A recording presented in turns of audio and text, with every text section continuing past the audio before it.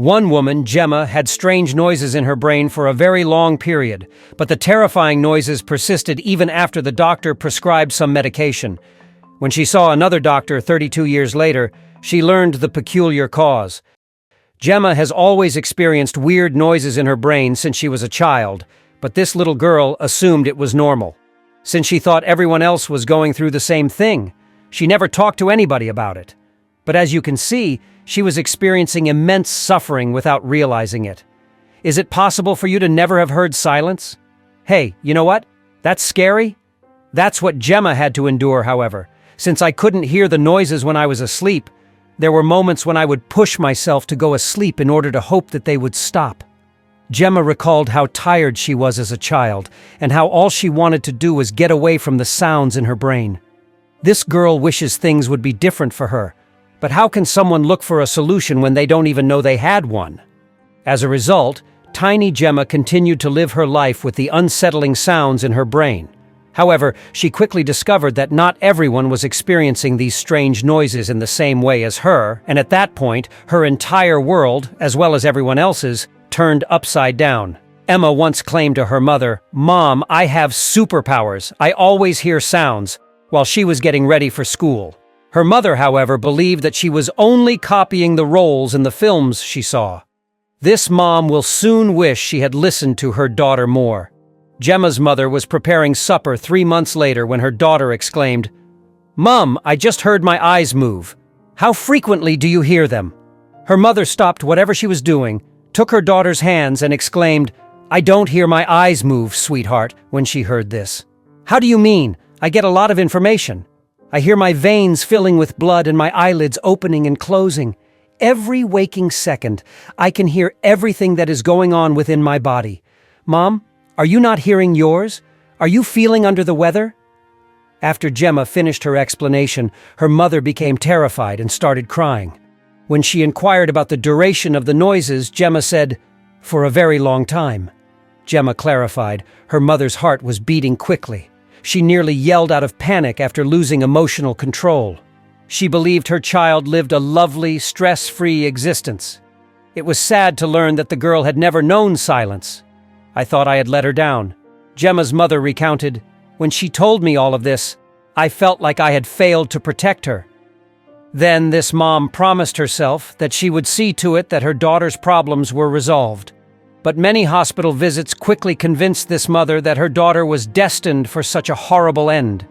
The girl was then gently gathered into her arms and informed, "Baby, something is wrong. Such noises shouldn't be coming from you, but I can assure you that you won't experience this alone ever again." Now little Gemma was really perplexed. Her entire existence seems to have been a dream. It was astounding to her that nearly everyone was deaf to the noises she had grown up with. For a 14-year-old, that was such a stunning reality. It's a common saying that ignorance is bliss. My pain started on the day I noticed something wasn't right. Ever since, I've wished to be in a different skin every single minute. Gemma remarked, "I wanted anything that could help me stop these hostile sounds." Gemma's mother and she had the same objective now that the truth was known: to put an end to these talents that now looked like a curse. Gemma and her mother visited the doctor the next day, seeking an explanation for their suffering. Unfortunately, the physicians told the adolescent that she needed to visit a psychologist immediately after she claimed to be able to hear her eyes moving and her blood flowing. A case like this one has never been observed before. Does she have depression? Does she experience problems at home? "We believe such noises to be only illusions," one physician stated.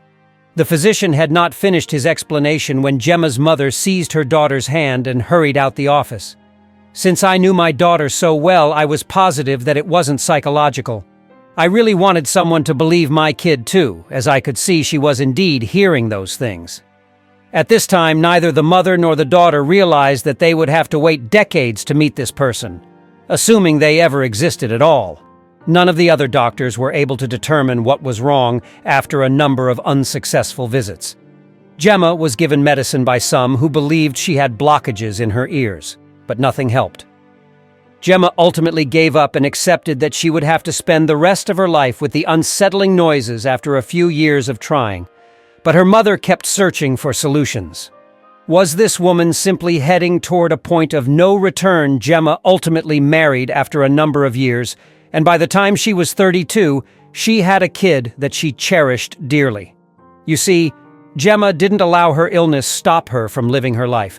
She was a wonderful mother who worked as a waitress full-time, but one day things became worse for her, and she prayed the issue would just magically go away. One day, Gemma was at the restaurant taking orders when a mother entered with her children. Gemma began cleaning the table after the family had eaten. Sadly, she dropped one of the cups she was carrying. She lost her equilibrium and fell to the ground as a result of the impact, sending a shock of dizziness through her brain. After receiving prompt assistance from her co-workers, Gemma apologized to the family. Subsequently, the woman asked Gemma if she could speak with her alone. The lady inquired about Gemma's illness when they were out of earshot, and after she offered an explanation, the stranger handed her a doctor's contact information and advised her to try her luck. The woman remarked, "He is very good. I think he will be able to help," and turned to go. Unfortunately, Gemma simply put the card in her purse and never bothered to check since she didn't trust this woman or the doctor she had just heard about. Had this been the proper choice for her? Weeks went by, and Gemma's condition worsened. She was unable to enjoy a nice mother-son bonding experience with her kid. She'd get lightheaded and unsteady when the boy's screams were too intense. Her condition deteriorated daily, and that's when Gemma, eventually re-examining the specialist's business card, she wondered whether this doctor would just label her as insane or give her prescriptions that would only make her tired. That's what she dreaded. But deep inside, all she wanted was for it to end. She decided to give it a go, if nothing else, for her kid, since she really missed the sound of stillness. Though Gemma had assumed nothing would come of this, she was about to have a major epiphany at last, Gemma communicated with the expert. They scheduled a time, and before long she appeared in the reception area. It took 30 minutes for her to be called in. She inhaled deeply, grabbed her luggage, and entered. When Gemma got inside, she told the doctor everything that had been going on for her, and to her utter amazement, he understood. Gemma felt heard for once. At last, she found herself in front of an accepting audience. Even so, the doctor stated he was confident in her health but would need to do further testing before determining a diagnosis. When the doctor reappeared an hour later with the results, he appeared to have won the lotto. In actuality, he was going to spare Gemma from the agony she had endured for years. He had won more than just the lotto. After that, the physician confirmed to Gemma that his suspicions were correct and diagnosed bilateral superior semicircular canal dehiscence. This indicated that she was deficient in a portion of the temporal bone in her ear canals, which had an impact on her balance and hearing. Having diagnosed the issue, the doctor advised Gemma that surgery was the only course of action. He did caution her, though, that she may permanently lose her hearing. Gemma's spirit was subdued by these statements. It was as if the light at the end of the tunnel had finally shone, only for it to abruptly go out. Either way, it was too late. Gemma bravely accepted the reality, having come too far to turn back. She vowed, "I will do it," hoping that her choice was the correct one. Gemma was taken into the operating room on the day of the procedure, and the 6-hour procedure took place there. After the procedure was completed, Gemma gradually opened her eyes. She inhaled deeply and then gradually realized that the only sound her left ear could hear was the heart rate monitors. And with that, the sound of quiet at last was heard. All she desired now was to experience total silence by having the second procedure done on her right ear. Gemma had her second operation after she had healed from the first. It was literally agony on earth throughout the recuperation phase. Gemma had headaches and dizziness every day while she lay in bed, but she never once complained since she knew she was going to receive a higher prize.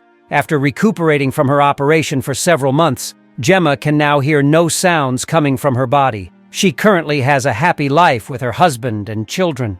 I hope Gemma has a good life ahead of her, and I'm so happy that she was able to receive the proper care that she deserves.